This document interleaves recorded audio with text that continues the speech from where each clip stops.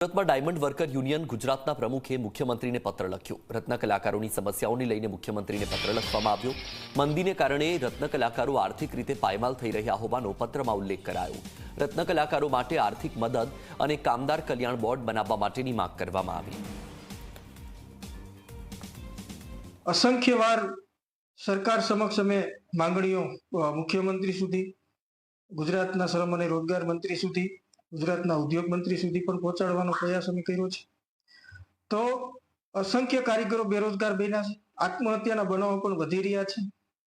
त्यारे आजे फरीवार गांधीनगर खाते डायमंड वर्कर युनियन द्वारा गुजरातना मुख्यमंत्रीने, गुजरातना श्रम अने रोजगार मंत्रीने અને ગુજરાતના ઉદ્યોગ મંત્રી હર્ષભાઈ સંઘવીને પણ આજે અમે એક રજૂઆત કરવામાં આવેલ છે।